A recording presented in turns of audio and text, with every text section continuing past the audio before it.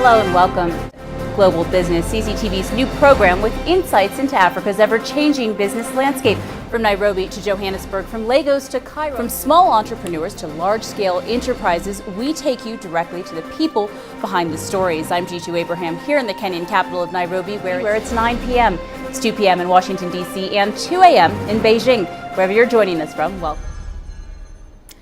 back. You're watching Global Business.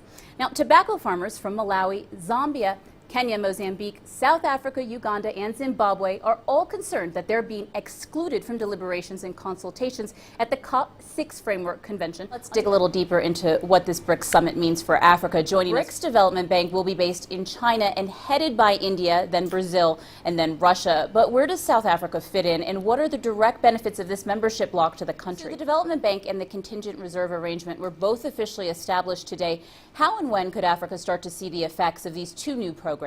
Joining us for more insight and analysis on what we can expect next week at the upcoming U.S.-Africa Leadership Summit.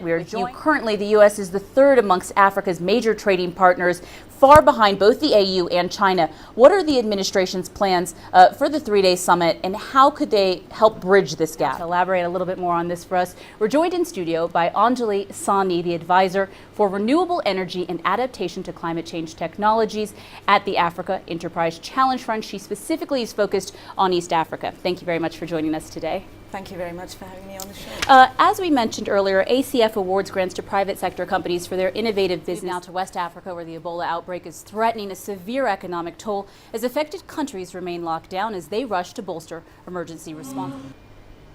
Welcome. We begin tonight in Egypt, where the country's Prime Minister, Ibrahim Malab, has assured Egyptians that half of the money previously allocated to subsidies will now be used to improve healthcare and education in the country. The bank is set up to foster financial and development cooperation amongst Brazil, Russia, India, China, and South Africa. However, other countries also want to partner with the group in hopes of boosting their economies. Some have questioned the merit of the summit, saying that if it was indeed about economic matters, why didn't it include American business people and ministers of trade and economic affairs? Namibia's capital, Windhoek, is reputed to be one of the cleanest cities in the world.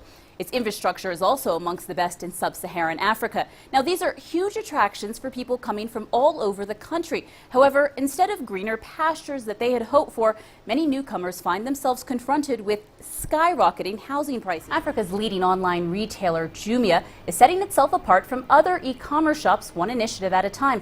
Let's look now at the markets that we track here for you to see how they're closing the day. Let's look specifically now at South Africa, where stock. That's all we have for you in Biz Africa. Be sure to join us again at 18 GMT for Global Business. Back to you, Panita. Thank you, Jitu.